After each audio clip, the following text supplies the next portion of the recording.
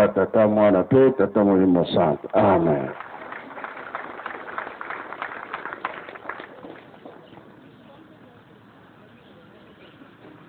Merci papa.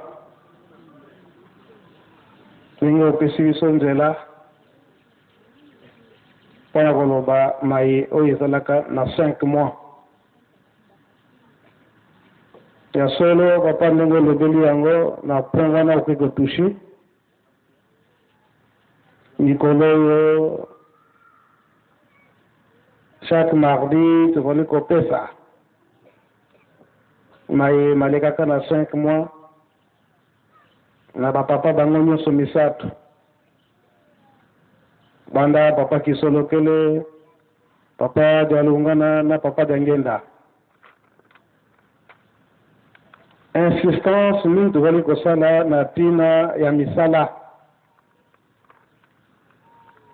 Misala oyo etali lingomba ya papa Simo Gimbango. Et surtout toza kotia accent mingi na botongi ya Yelo Seleni.